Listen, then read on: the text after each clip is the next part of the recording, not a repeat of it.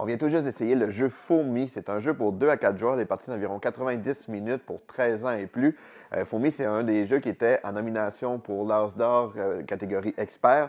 C'est un jeu qui mélange vraiment la gestion de ressources, le contrôle de territoire, le développement d'engins aussi. Donc, je vous présente ça.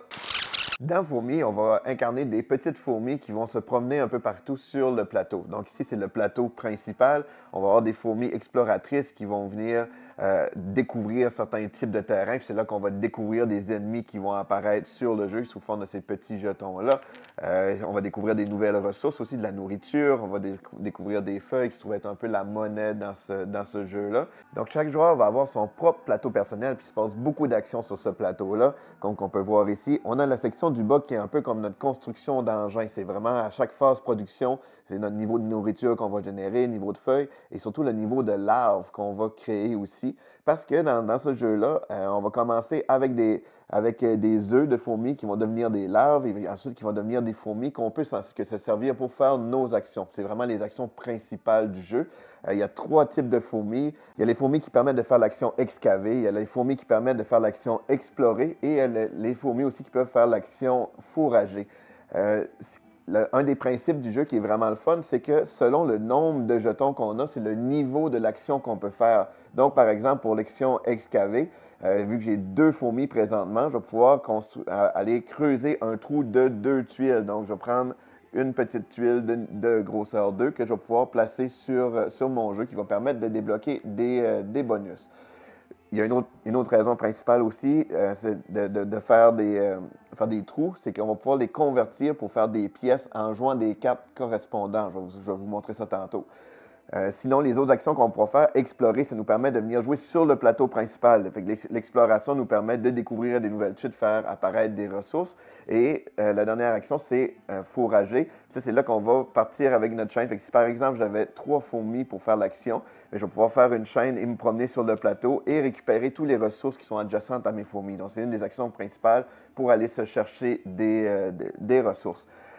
Ensuite, il y avait vraiment de l'amélioration aussi qu'on peut faire, c'est chercher différents bonus au fil de la partie. Puis un autre des aspects principaux du jeu, c'est qu'on va pouvoir construire plein de cartes, un peu à la Terraforming Mars ou Ark Nova pour ceux qui connaissent. Donc, en main, les joueurs vont avoir plusieurs cartes, on en gagne au fil de nos actions aussi, et on va pouvoir les construire pour débloquer différentes actions. Des fois, c'est des bonus instantanés qui nous permettent d'améliorer sur notre jeu. Parfois, c'est des bonus qui s'activent pendant la phase production pour améliorer notre production. Et pour construire des cartes, bien, il y a un système assez simple. Des fois, il faut payer des coûts, mais des fois, il faut avoir aussi certains symboles. Donc, c'est vraiment un tableau building. Là. Au début, on va essayer de construire des cartes qui nous donnent des symboles, qui nous permettent de construire des meilleures cartes aussi sur notre jeu. Donc, c'est vraiment le genre de jeu là, les parties sont toujours différentes, de voir de plus en plus de cartes sur le jeu. Et un des aspects qui est vraiment le fun, c'est comme que je disais, quand on va faire la phase production, on va avoir des nouveaux œufs de fourmis.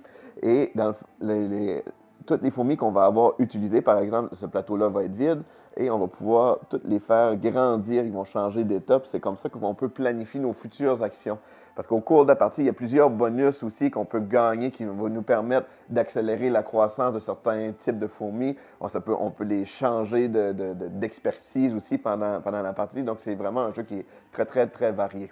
Donc, Fourmi, c'est un jeu avec plein de possibilités, énormément de choses en cours dans le jeu. C'est un jeu qui les actions principales sont assez faciles à apprendre, sont assez intuitives, mais il y a beaucoup de viande autour de ça qui permettent de différentes stratégies. Donc, c'est Fourmi. Et je vous rappelle que ce jeu est disponible sur notre site internet lilojeu.ca.